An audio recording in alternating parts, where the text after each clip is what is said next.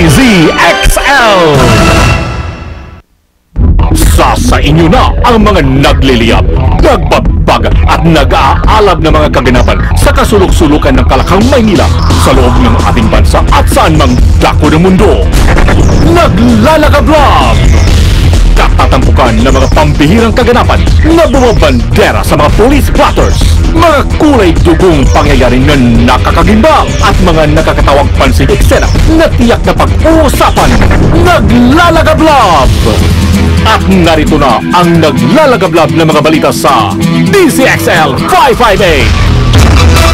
Tuloy ang mga balita, mga kasama ako si Buddy. At ako naman si Weng. Umabot na sa 10 bus line ang na-inspeksyon daw ho ng LTFRB, Land Transportation Franchising and Regulatory Board. Sa interview ng DZXL kay LTFRB spokesperson Mary Ann Salada, sa 10 kumpanya ay isa lamang sa mga ito ang nakapag-comply o nakasunod po sa mga requirements. Karamihan daw sa mga ito ay pinatawan ng maliit na multa habang iba po ay umaabot sa 1 milyon dahil sa maraming paglabag. Ilan sa mga sumilalim na sa inspeksyon ay ang Pascual Liner, Nova Bus, RCCG at ang Safeway. Correction po, 10 na po yung ating na-check at na-inspect na base. Isa lang po yung nakapasa kasi kompleto po ng mga requirements. Yung iba, merong minimal fines lang po kasi may kulang ng konti. Pero meron pong iba na umaabot ng 1 milyon po yung fines kasi marami pong nakita na kakulangan. Si LTFRB spokesperson Mary Ann Salada sa interview ng DZXL okay sa mga inspeksyon sa mga bus. Tama. Tatlo mga rebeldeng NPA naman doon sa Sarangani Province ang nagbalik loob sa gobyerno na bigyan ng lively resistance ng Provincial Social Welfare and Development Office na umabot sa kabuang 845,000 pesos. Ito ay sa kabila na rin ang pag-atake ng New People's Army sa Davao del Sur. Naturang mga rebel returnees ay 2 babae at 11 lalaki na sumuko sa AFP sa pagitan ng 2011 at 2014. Ayon kay Lizette Lopez, supervisor ng Comprehensive Local Integration Program for Rebel Returnees sa ilalim ng PSWDO, nakatanggap ng tig 65,000 pesos ang naturang mga nagbagong buhay na rebelde mula sa Office of the Presidential Advisor on the Peace Process o OPAP Fund. Muli namang nanawagan ang pamahalaan sa mga rebeldeng nagdadalawang isip kung totoo ba ang kanilang ipinaglalaban na magbalik loob sa pamahalaan na dahil handa ang gobyerno na tulungan silang makapagsimula ng bagong buhay. Naglalagablog sa 558. Selfie na kayo dyan. Mahilig talaga mag-selfie o magpa-picture sa sarili ang mga Pilipino at mag-post sa social networking site. Congratulations po, tinanghal kasing selfie capital of the world ng Time Magazine ang Pasig City at Financial Center ng Pilipinas ang Makati. Sa pamagitan ho ng locator o geographic coordinates sa mga syudad sa buong mundo ito, lumitaw na nahigitan ng Makati at Pasig ang 457 na mga syudad pa sa buong mundo matapos makapagtala ng 400,000 na larawan na may tag na selfie sa Instagram mula sa 2 lungsod. Sa pagsaliksik po ng Time, 258 mula sa 100,000 na tao mula sa Makati at Pasig ay tinatawag na selfie takers. Napagalaman pa na dinownload ang mga larawan sa Instagram mula Enero 28 hanggang 2 ng Pebrero at Marso 3 hanggang 7 ngayong taon. Samantala, pumapangalawa naman sa Pilipinas ang Manhattan, New York. Pangatlo po ang Miami, Florida. Ayos ang Pilipinas. Makasarili. Selfie. Ay 2 student trainee ng NAIA natunton ang may-ari ng perang napulot sa airport matapos ang 1 taon. May report si Joyce Hada. Joyce, i-radyo mo. Matapos ang 1 taon ay naibalik na sa isang madre ang pitaka nitong nahulog sa NAIA na naglalaman ng 39,000 pesos. Ang pitaka ay napulot ng janitress na si Linda Villablanca noong April 2013 at ito ay itinurn over sa Lost and Found section ng NAIA. Sa tulong ng tourism student trainees sa NAIA, natunto ng mga itong madre na si Sister Maria Emilia Lamunda ng Benedictine Nuns of Eucharistic King sa Ilocos Sur na siyang may-ari ng pitaka. Kinilala naman ang mga student trainees ng NAIA na sina Ninochka Janine Pascua at Kathleen Joy Batod na kapastudyante ng Northwestern College sa Ilocos Sur at student trainees sa NAIA. Kasama mo sa NAIA para sa DZXL 558 Joyce Adra sa RMN. Naglalagablog na nakabalik DZXL Bulat Palaro.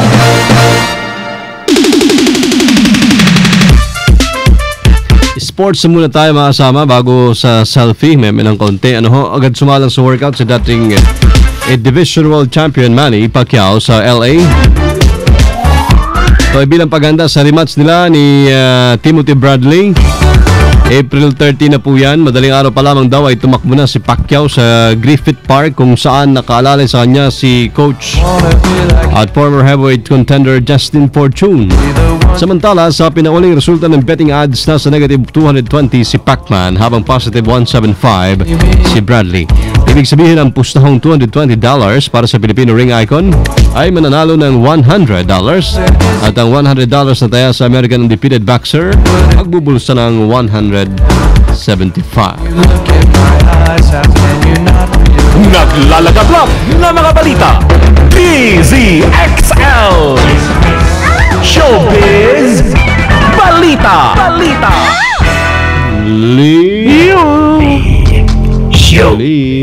Hello everybody, everyone. It's me, Luli.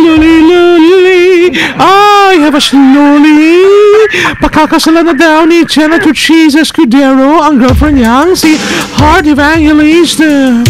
Aminado kasi ang 44 anyos na senador na tumatanda na siya kung kaya't plano niya muling ikasal bago sumapit ang 2016. Ngayon pa man, hindi pa daw siya magpo-propose kay Hart dahil dadaan pa rin daw ito sa maayos na kampanya, plano. Matatandaan namang sinabi ni Hart nung kanyang 29th birthday niya nung Valentine's Day, yung February 14. Ito na ang huling taon na siya'y magiging single. Ayan, ibig sabihin, next year pwede siyang maging double na, di ba? At si Escudero ay annulled sa dating misis kung saan nagkaroon siya ng 2 anak. Ayan, ang aking showbiz ngayong tinghali ng Tuesday. It's me, Luli, Luli Pop. Thank you, Loli. Yo! Meron bang tatayo dito? Oo Sino? po, para sa panghimagas. Baka mawala. Paano yung parang nasa...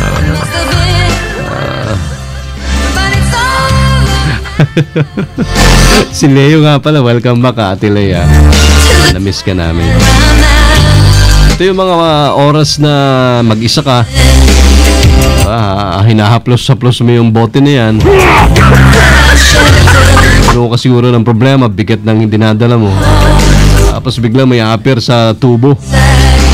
Sa harapan mo. Lalambi-lambitin, di ba? Tapos may DJ na kung bumanat ng boses at ng music Ganyan, ganyan ang dating, di ba? Mga DJ sa bar. Beer house. Lupit. Ito na po. So ito na si Mr. Iyos. Yoho. Tulas. Ito ang balitang panghimagas. Okay, magandang tanghali po sa ating lahat dyan. Ito na po ang ating balitang panghimagas ngayong tanghali. Tanghali na. Yes. Imbes na maging masaya matapos makalabas sa kulungan, mas ninais pa ng 43 anyos na si Roy Murphy na bumalik at pumasok na lang muli sa kulungan. Naku. Mga mas mahirap ang lagay sa taas. Walang pagkain. Dahil sa isa ay isang palaboy, si Murphy ay gusto na lang na muling makulong. Yun. Kasi doon may libre pagkain. Libre pagkain, may gwardiya. Nakakapaligo ka. Ayan. Ayon sa report. Yan yung saang bansa. Saan ba ito? Kasama lang pinulot yan, ha? Hindi. Ito parang sa... Parang alam nila na hindi yan gawa-gawa. Parang sa US ito Kahit i-search nila sa computer, US daw. Mukhang US ito kasi hindi sinabi pero... Sa tono pala ng apelyido Murphy. Okay. Kubaw lang yan. Murphy Kubaw.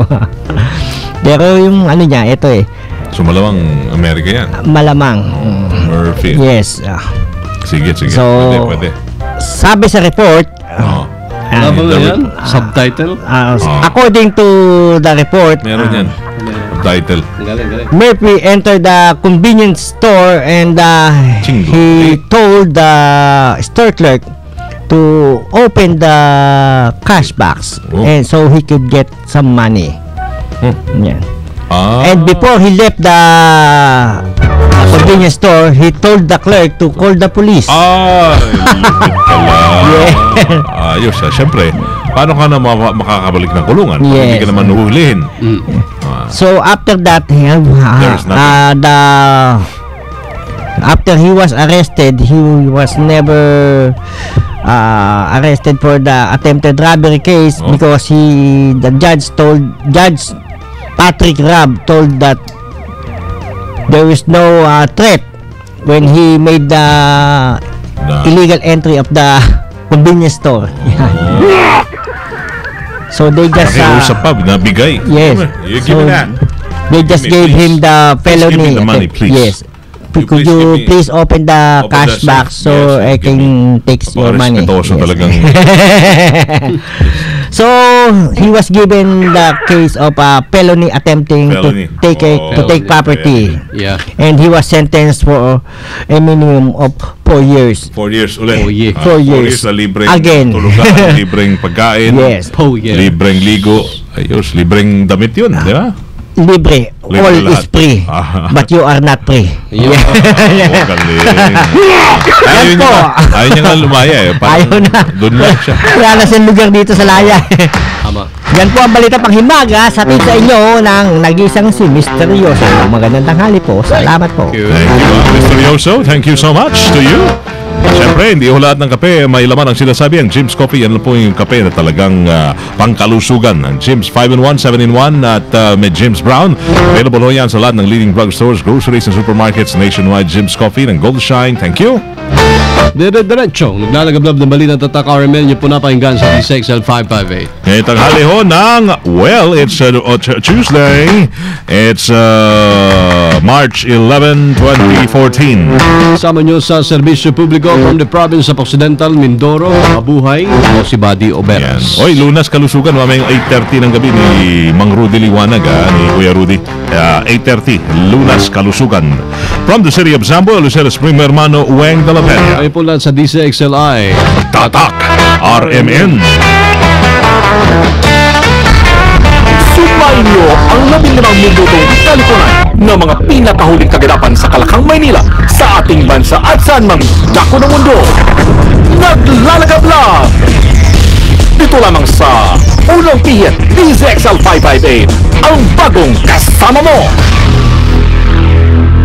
Kung gusto mong makauna sa balita at sa makulay na talakayan ng mga napapanahong usapin at mga pangyayari na may kaugnayan sa ating lipunan, dito ka na sa Unang Pihit sa inyong mga radyo. DZXL 558, ang bagong kasama mo. Bumubulahaw na sa Kalakhang Maynila